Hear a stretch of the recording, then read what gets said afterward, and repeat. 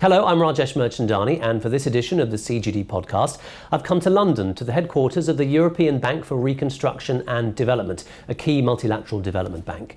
It was set up in 1991 to help former communist states in Eastern Europe. Since then, it's expanded its scope to include countries in parts of the Middle East, North Africa, and Central Asia. So in terms of development finance, the EBRD certainly has a lot to say. Its president, Sir Suma Chakrabarti, well, he formerly held a leading position at DFID, where he helped oversee the implementation of the Millennium Development Goals. So what does he think about the Sustainable Development Goals, the SDGs, that are set to replace them? Suma Chakrabarti, welcome to the CGD podcast. Thank you very much. Let's start with the history of the EBRD, helping former communist states. It certainly must give you a responsibility to stay invested in the region, and that's exactly what you're doing in Ukraine right now, isn't it? Indeed. So I think we've had a very successful, if you like, nearly quarter of a century of working on transition countries, as we call them, in Eastern Europe to start with. Now, as you said, broadening out to other parts of the world too. And on the whole, if you look at the first 15 years of that, it was a great success story. I mean, many of these countries moving very strongly down the transition road. Many of them have also joined the European Union, and that helped move them forward too. But then something happened. Back in about 2005-06, there was a blip, and it's a long blip, whereby reform stopped in many of the countries. They got stuck in transition, as we put it in our famous 2013 report. And really the task for us now has been to re-energize transition.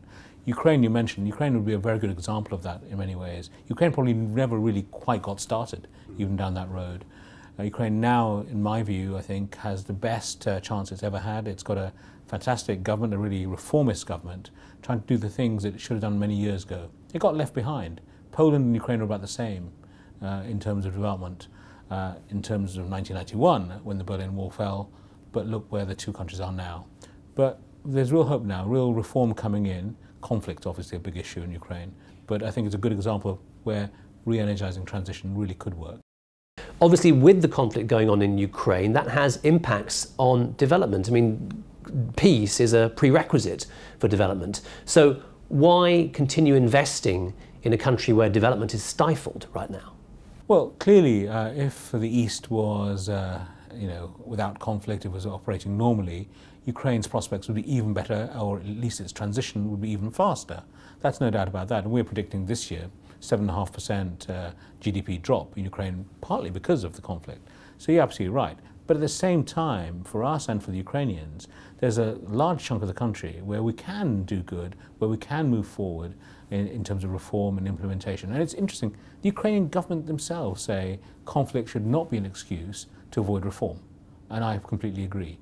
So energy sector reform, banking sector reform, improving the investment climate, tackling corruption in that country, which has been a real problem of the last 20 years or so. Those things still need to happen despite the conflict. But isn't there a danger then that if you invest in the parts of Ukraine where there's little or less conflict and not in the parts where there is conflict, then when there is peace, there's going to be that kind of difference again that could lead to further tensions, couldn't it? Well, there's always a risk that in a conflict-affected country, Ukraine isn't the only example of that you get sort of dual-speed development, if you like. And the key for us as an international development organization is to work with Ukrainians and with others to help think through how would we reconstruct eastern half of Ukraine as well if there was peace there, if there were geopolitics went right, and if there was a settlement. What would we do to reconstruct that part of the country too? It is a part of the country even before conflict that was in some ways, although very important economically, in some ways behind on transition. If you compare Western Ukraine, which is much further ahead on many of the transition indicators, there was still a lot to do. That job will still be there to do once peace has come back to you. And that's possibly part of the problem now that there was this disparity anyway. But you say if peace arrives, what can the EBRD do to help bring that quicker? Well, I think at the end of the day, that is really a discussion even above the EBRD's head.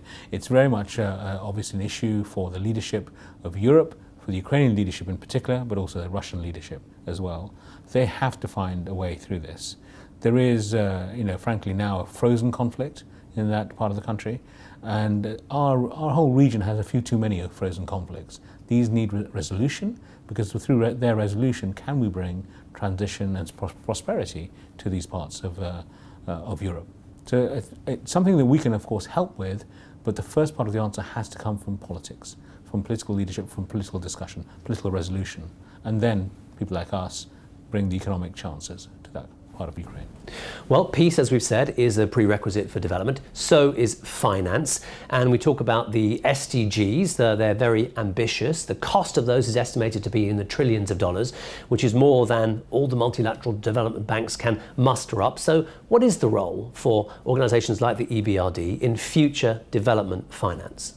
So there's multiple roles. On the financial side, I think it's beyond just financing the transition, the development, the SDGs on its own. What we have to do is leverage finance.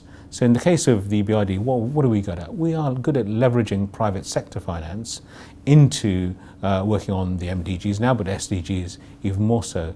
So our role will be partly through our own projects, but it's also about attracting private sector financiers to come into countries, into sectors, into projects that they don't know enough about yet to want to finance.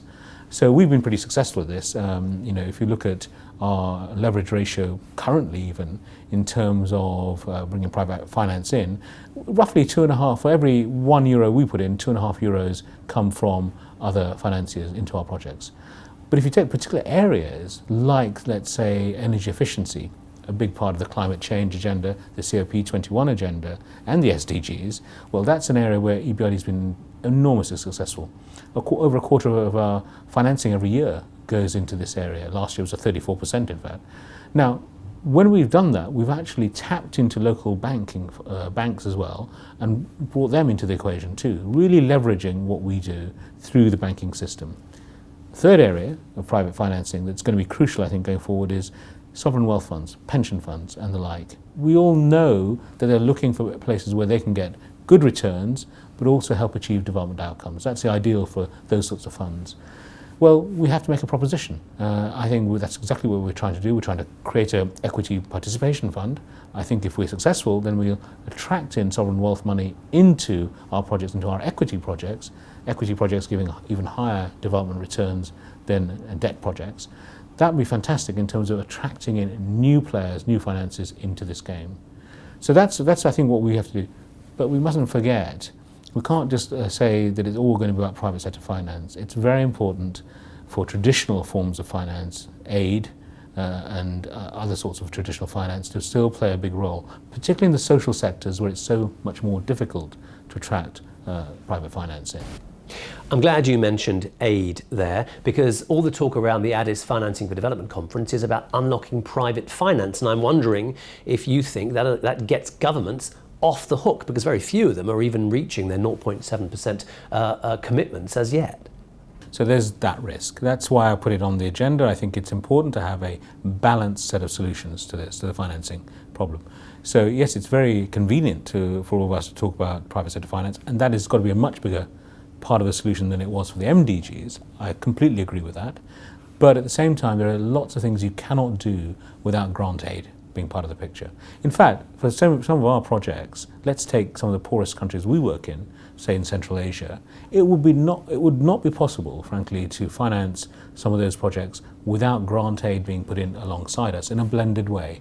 You couldn't, if you're a municipality in a poor part of Kyrgyzstan or Tajikistan, you couldn't really do those wastewater improvements, those nice public institution development without grant aid coming in. But if you follow that to its logical conclusion, then given that the fact is that poverty is concentrated in fewer countries these days, and even in regions of countries, not necessarily at the state level, then if you're saying that the poorest areas are not good places for private investment or public-private partnerships, then that means that grant in aid needs to take care of the poorest in the world. But is there enough grant in aid to do that? No, it's still very, very important for countries that committed to, back in Gleneagles in 2005, to the raising of grant aid levels from rich countries to poor, to still perform and try and meet their commitments. They're already way behind schedule, most of them. I absolve, obviously, the UK in this, because DFID has actually hit the 0.7 target, but others really need to up their game. So I'm not saying that they don't, they need to. But it's not going to be the only game in town. Back in 2005 at the Gleneagles, that is the only thing we were talking about. We weren't talking about private finance. We were just talking about grant aid. We've learned, because experience has taught us this, but also the types of things the MDGs are trying to finance, which is different from the SDGs, sorry, the other way around, what the SDGs are trying to finance different from the MDGs. There is now an opportunity actually to attract in private finance in a way that there wasn't before. How do you alleviate the risks that potential investors have about investing their private funds in developing countries where there's potentially bad governance or issues of corruption or cronyism? That's what's stopped it so far. Absolutely. So you have to work on multiple levels, but two in particular. One, you as an MDB, like the EBRD, we have to help those countries where there are those risks, very obviously. The investment climate isn't good enough, the institutions are not good enough. We've got to help them improve their policies. Firstly, their macro policies, their regulatory policies, their competition policies, and their policies about access for poorer people to services, women, underserved regions, those sort of things. Those policies have to improve, firstly, to make that country more attractive. Secondly, we've got to really help on the investment climate. How do you make that investment climate better? Well, a number of things. There's obviously governance institutions, but the behaviour of, let's say, the customs authorities, the behaviour of the tax authorities, the behaviour of the commercial courts, the judiciary, all these things really matter in terms of making a private sector investor want to come to your country. But how do you straighten those things out in developing countries? If people are living close to the poverty line, then they're going to be susceptible to corruption because they're putting food on their families' tables. So first of all, you can't see this as a sort of 12-month silver bullet type operation.